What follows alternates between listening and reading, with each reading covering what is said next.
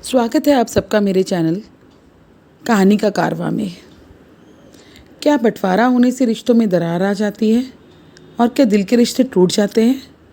आज की कहानी हमें यही सब दिखाएगी और स्मिता की ज़िंदगी की तरफ ले जाएगी। कहानी का शीर्षक है रिश्तों का सफ़र। डोली आ गई, नई बहू आ गई। कार के दरवाजे पर रुकते ही शोर समझ गया। पारस की माँ, जल्दी से आरती की थाली लेकर आओ, बहू के स्वागत के लिए, बिमला मौसी ने आवाज़ लगाई। पारस की माँ ने बहू बेटे की आरती की। पारस जैसे ही आगे बढ़ने लगा, घर का दरवाज़ा उसकी बहन मधु ने रोक लिया। अरे भैया, आज भी क्या ऐसे अंदर चले जाओगे? पहले मेरा नेक दो। 50 रुपये से काम चल जाएगा, पारस ने छेड़ा। भाई बहन की नोकझोंक शुरू हो गई। सब औरतें भी मधु की तरफदारी करती जा रही थी। स्मिता ने धीरे से नज़र उठाकर मकान का जायज़ा लिया। पुराने तरीके का मकान था। स्मिता ने देखा, ऊपर की मंजिल पर कोने में खड़ी एक औरत और उसके साथ खड़े 2 बच्चे हसरत भरी निगाह से उसको देख रहे थे। आंख मिलते ही बड़ा लड़का मुस्कुरा दिया। वह औरत भी जैसे कुछ कहना चाह रही थी, लेकिन जबरन अपने आप को रोक रखा था। तभी छोटी बच्ची ने कुछ कहा और वह अपने दोनों बच्चों को लेकर अंदर चली गई। मधु ने कहा, अरे भाभी, अंदर चलो, भैया को जितनी जल्दी लग रही है आप उतनी ही देर लगा रही हैं। स्मिता पारस के पीछे पीछे घर में प्रवेश कर गई।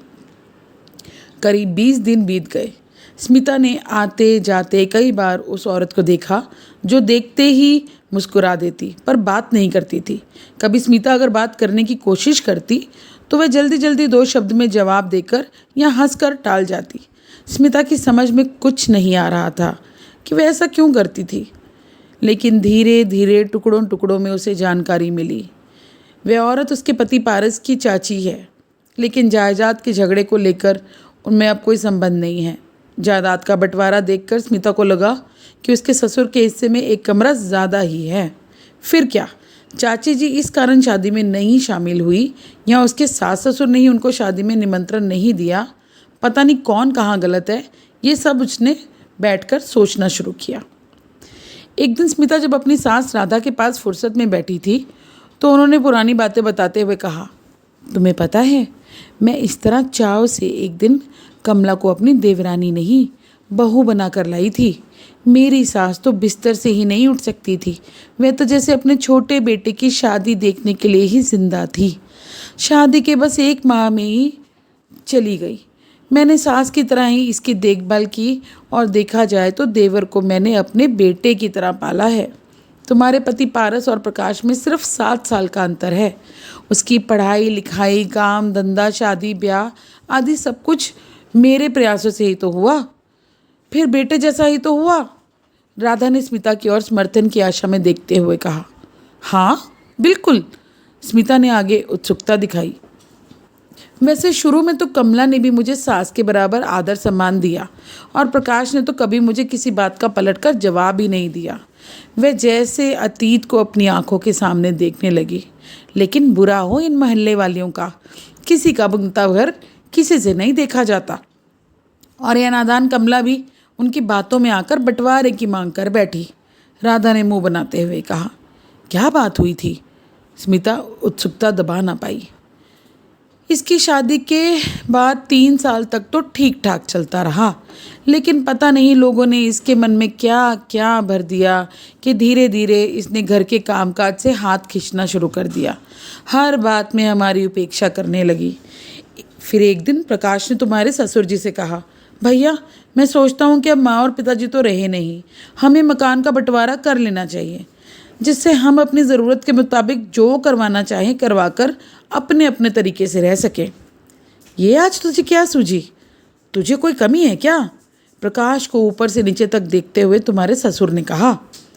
नहीं, ये बात नहीं, लेकिन बंटवारा आज नहीं तो कल होगा ही, होता आया है। अभी कर लेंगे तो आप भी निश्चिंत हो जाएंगे और अजय विजय के लिए कमरे तैयार करवा पाएंगे। मैं अपना गोदाम और दफ्तर भी यहीं बनवाना चाहता हूँ, इसलिए यदि ढंग से हिस्सा हो जाए तो। अच्छा, शायद तू पारस विजय को अपने से अलग मानता है, लेकिन मैं तो नहीं मानता। मैं तो तुम दोनों का बराबर बंटवारा करूँगा, और वह भी अभी नहीं। ये आप अन्याय कर रहे हैं भैया, प्रकाश की आंखें भर आई और वह चला गया। बाद में काफ़ी देर तक उनके कमरे से ज़ोर ज़ोर से बहस की आवाज़ें आती रही। खैर कुछ दिन बीते और फिर वही बात। अब बात बात में कमला भी कुछ कह देती, काम काज में भी बराबरी करती, घर में तनाव रहने लगा। बात मर्दों की बैठक से निकलकर औरतों में आ गई। घर के चैन, खाने पीने, हर चीज़ में मुश्किल होने लगी। तो मोहल्ले और रिश्ते के 5 बुजुर्गों को बैठाकर फैसला करवाने की सोची गई। प्रकाश कहता कि मुझे आधा हिस्सा दो। हम कहते थे कि हमने तुम्हें बेटे की तरह पाला है, तुम्हारी पढ़ाई लिखाई शादी ब्याह सब हमने किया है, हम 3 हिस्से करेंगे। लेकिन जब बंटवारा हो गया तो इस तरह के संबंध ना रखने का क्या तुक है। स्मिता ने पूछ ही लिया। रोज़ रोज़ की किटकिट से मन खट्टा हो गया हमारा, इसलिए जब बंटवारा हो गया तो हमने तय कर लिया कि उनसे किसी तरह का संबंध नहीं रखेंगे। राधा ने बात साफ करते हुए कहा। लेकिन शादी ब्याह, जन्म मरण में आना जाना भी, अब ये उनकी मर्जी। अच्छा बताओ, तुम्हारी शादी में कामकाज के बाबत पूछना, शामिल होना क्या उनका कर्तव्य नहीं था? लेकिन प्रकाश तो शादी के 3 दिन पहले ही अपने धंधे के सिलसिले में बाहर चला गया था, जैसे उसके बिना काम चलेगा ही नहीं। राधा ने अपने मन की भड़ास निकाली और बोलती चली गई। आपने उनके आने को कहा तो होगा ना? लो, अच्छा, राधा ने मुंह बिचकाया। जिसे मैं घर में लाई उसे न्योता देने जाऊंगी? कल विजय की शादी में तुमको न्योता दूंगी, तब तुम आओगी क्या?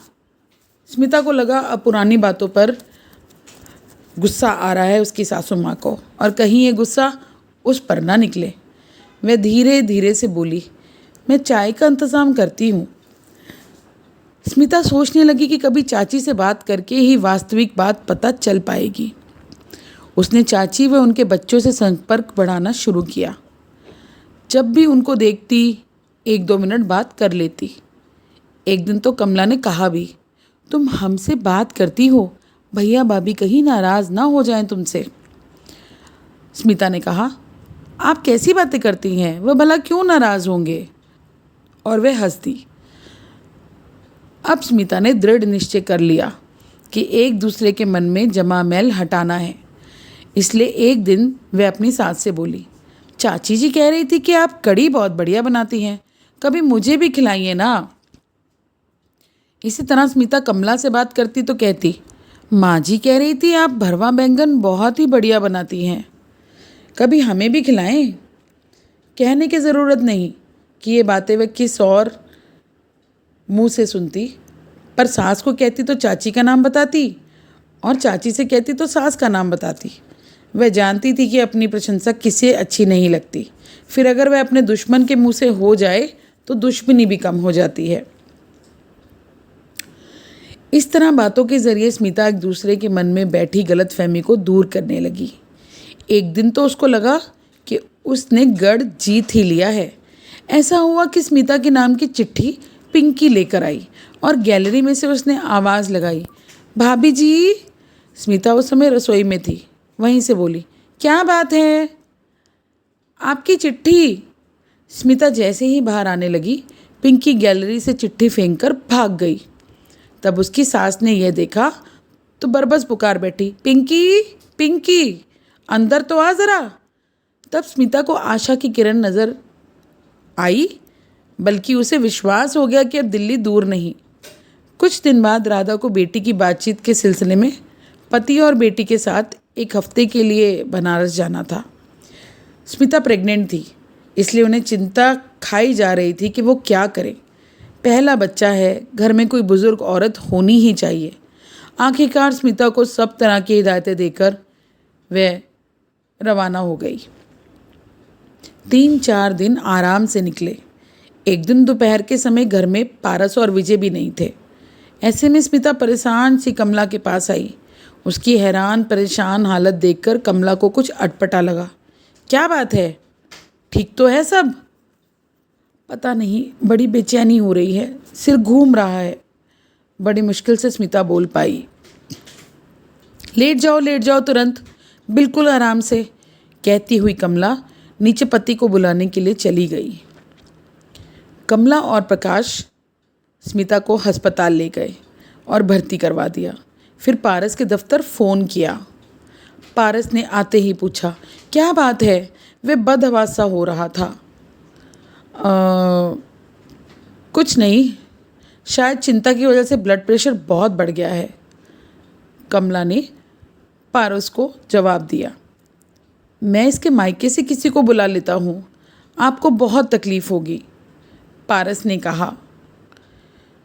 ऐसा है बेटे, तकलीफ़ के दिन हैं तो तकलीफ़ तो होगी ही, घबराने की कोई बात नहीं, सब ठीक हो जाएगा, प्रकाश ने पारस के कंधे पर हाथ रखकर कहा। बाकी जैसा तुम्हें उचित लगे। वैसे डॉक्टर ने क्या कहा है? पारस ने चाचा से पूछा। अभी सब सामान्य है, कोई विशेष घबराने वाली बात नहीं है।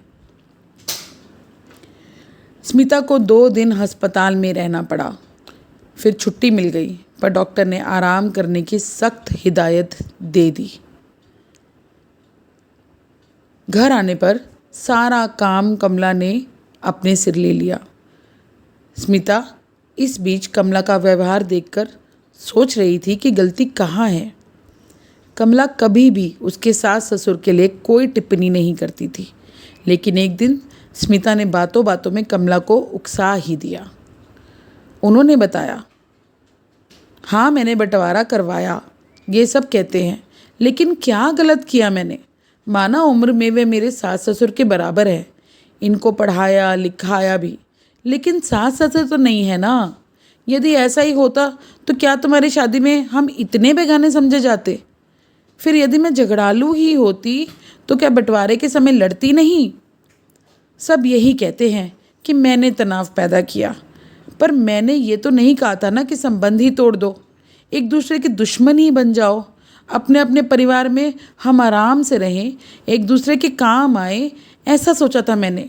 लेकिन भैया भाभी तो उस दिन के बाद से आज तक हमसे क्या, इन बच्चों से भी नहीं बोले। यदि वे किसी बात पर पारस से नाराज़ हो जाएं तो क्या विजय की शादी में तुम्हें बुलाएंगे नहीं? ऐसे बेगानों जैसे व्यवहार करेंगे क्या? बस यही फ़र्क होता है और होता आया है। उसके लिए मैं किसी को दोष नहीं देना चाहती। खैर छोड़ो इस बात को, जो होना था सो हो गया। बस मैं तो यही चाहती हूँ कि दोनों परिवारों में सदा मधुर संबंध बने रहें और सब ठीक हो जाए। माँ जी भी यही कहती हैं, स्मिता ने अपने आप से कहा। सच? कमला ने आश्चर्य प्रकट किया। हाँ, तो फिर वे हमसे बेगानों जैसा व्यवहार क्यों करती हैं? वे बड़ी हैं ना, अपना बड़प्पन बनाए रखना चाहती हैं। आप जानती ही हैं, वे उस दौर की हैं जो टूट जाएंगी पर झुक नहीं सकती, स्मिता ने कहा। स्मिता की बात सुनकर कमला कुछ सोचने लगी। शाम तक माँ जी, मधु और ससुर जी तीनों आ गए। आकर जब देखा कि स्मिता बिस्तर पर पड़ी है तो राधा के हाथ पांव फूल गए। राधा ने सहमे स्वर में पूछा, क्या हो गया? कुछ नहीं, अब तो बिल्कुल ठीक हो, पर चाची जी मुझे उठने ही नहीं देती हैं, स्मिता ने कहा। ठीक है, तुम आराम करो, अब सब मैं कर लूँगी। राधा ने स्मिता की बात को अनसुनी करते हुए अपने सफ़र की बातें बतानी शुरू कर दी। तभी कमला वहाँ पर आई और उसने कहा, आप थक कर आए हैं, शाम का खाना मैं ही बना दूँगी। रोज़ खाना कौन बताती थी? राधा ने जानना चाहा। चाची जी ने ही सब संभाल रखा था अभी तक तो, पारस ने बताया। अस्पताल में भी यही रही, 1 मिनट भी भाभी जी को अकेला नहीं छोड़ा। विजय ने बात आगे बढ़ाई। तो फिर अब क्या पूछ रही हो? दुर्गाचरण ने राधा की ओर सहमति की मुद्रा में देखते हुए कहा। हाँ और क्या, हम का पराए हैं जो हम सबको खाना नहीं खिलाओगी? राधा ने कमला की ओर देखकर कहा। जी अच्छा, कमला कहकर जाने लगी। दुर्गाचरण और राधा ने एक दूसरे की ओर देखा। फिर दुर्गाचरण ने कहा, अपना आखिर अपना ही होता है, चाहे जो मर्जी हो। हम ये बात भूल गए थे।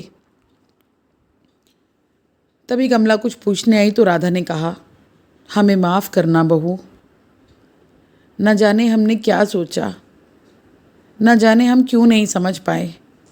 छी भाभी जी, आप बड़ी हैं, कैसी बातें करती हैं? ये सही कह रही है बहू, बड़े भी कभी कभी गलती करते हैं। दुर्गाचरण बोले तो स्मिता के ओठों पर मुस्कान खिल उठी।